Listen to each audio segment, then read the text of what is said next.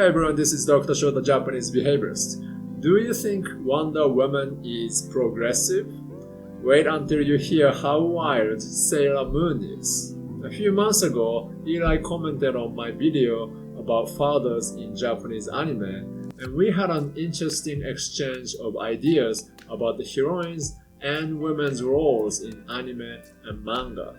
Some viewers also asked for my analysis of heroines in Japanese anime too, so here it is, but it was not so easy. When I started making this video, I realized that this topic is so broad and complex. There are so many things to talk about. To simplify, I divided the topic into three categories. The first one is heroines in Shojo manga. The second one is heroines in shonen manga. And the third one is heroines in Ghibli movies. Each category deserves its own video. And Ghibli movies, can't even imagine how many videos I need to make to discuss Ghibli heroines because there are so many and so complicated. Anyway, this video is going to be the first of the series, and I'm going to focus on the heroines in Shojo manga. And to do so, I'm going to compare Sailor Moon and Wonder Woman. You think Wonder Woman is progressive? Oh man, Sailor Moon is even wilder.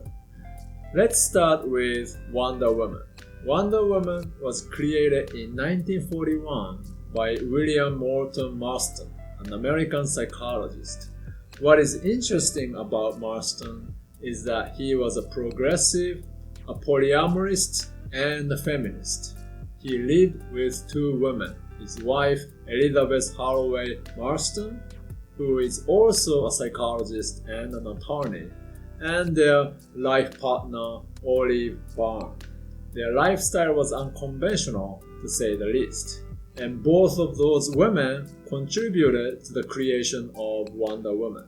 Being a progressive and a feminist, Marston wanted Wonder Woman to be a new female archetype. He wanted American girls to break free of a female stereotype of the time and be strong and independent. So who is Wonder Woman? Simply put, she is the perfect human being. She is strong, just, intelligent, beautiful, and peace-loving. She is an embodiment of both the ideal woman with beauty and love and the ideal man with strength and power. She is a warrior and at the same time, the ambassador of peace. There is nothing that she lacks. She is simply perfect. American women favor this new female archetype, and Wonder Woman became a hit. How about Sailor Moon, you ask? Sailor Moon was written by Naoko Takeuchi and published in Nakayoshi magazine from 1992 to 1997. But first, let's briefly talk about Shojo manga. Shojo means girls as opposed to shonen, which means boys. So Shojo manga means comics for girls.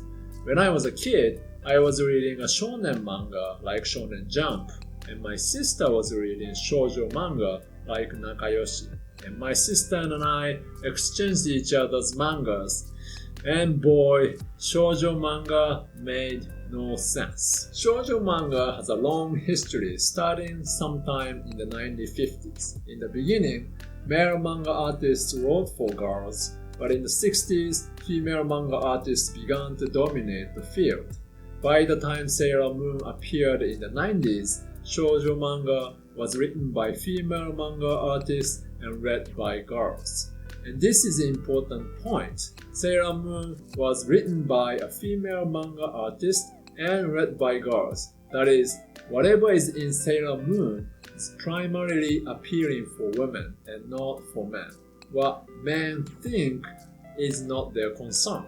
And this is different from Wonder Woman, who was created by a progressive man and drawn by male comic artists and published in the magazine whose readers are primarily male. The point is, Sailor Moon is a reflection of what Japanese girls valued in the 90s.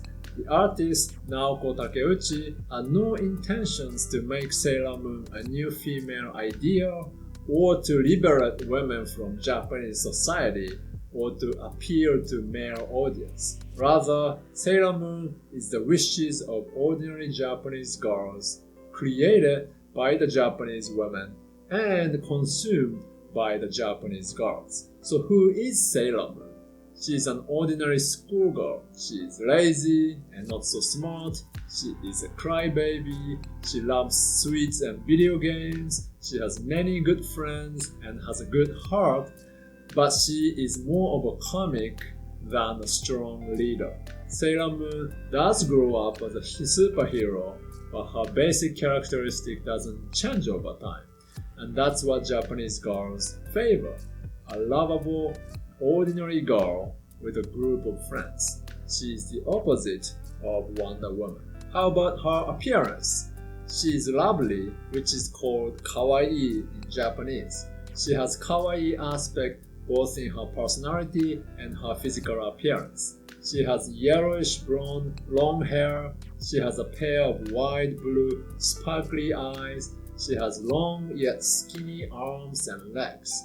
No attention to boobs and butts, just like a fashion model. And these features are what Japanese girls wish to have. These kawaii features are still the dominant concept of female beauty in Japan. Sailor Moon's physical appearance is rather common in the world of Shojo manga. Unlike American comics, which try to be as realistic as one can draw, Japanese have a variety of ways to draw characters, and they are not realistic but more symbolic.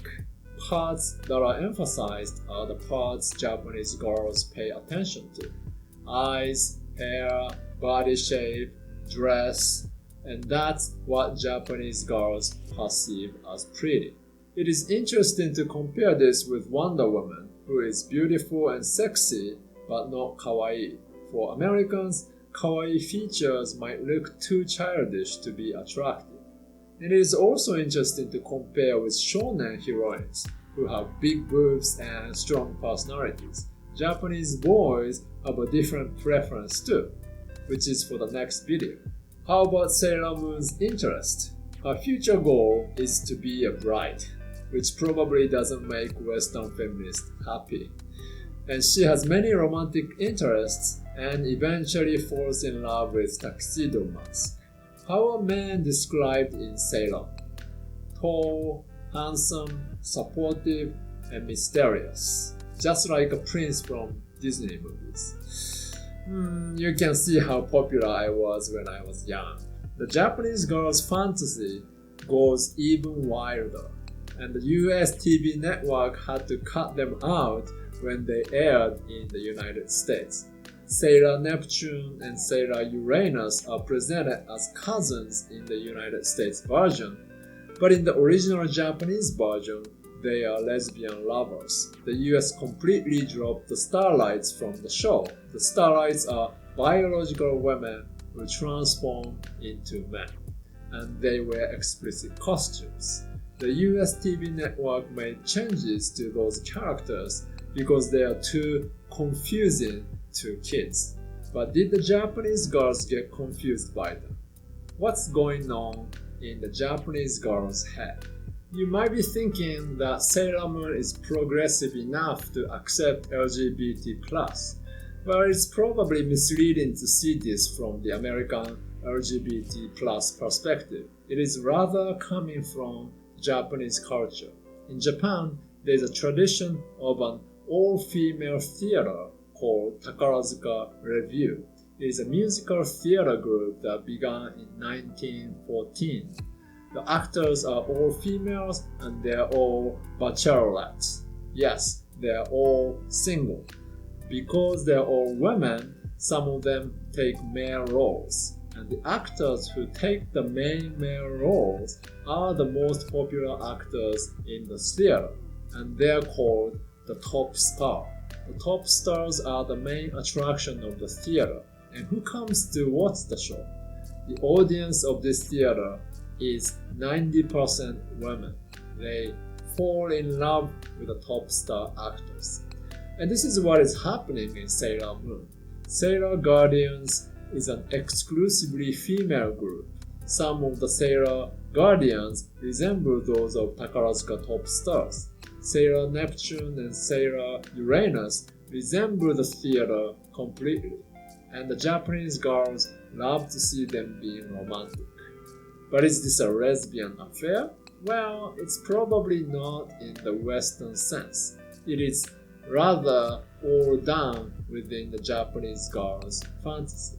So, when you compare Sailor Moon to Wonder Woman is a dream of a progressive man who wishes the best future for the American girls, whereas Sailor Moon is a reflection of the Japanese girl's fantasy that has been cultivated for a long time. And wow, the Japanese girls developed a world of their own in Shojo manga. Imagine all those Japanese girls reading these mangas from a very early age. What kind of a woman would they become? Someone once said that men are from Mars and women are from Venus. Surely the Japanese girls are from the moon. So, what do you see when you watch Sailor Moon? Please let me know your thoughts in the comment section below. And in part 2 of this series, I'm going to get into heroines in shonen manga and anime. So don't forget to subscribe and see you in the next video. ありがとうございました。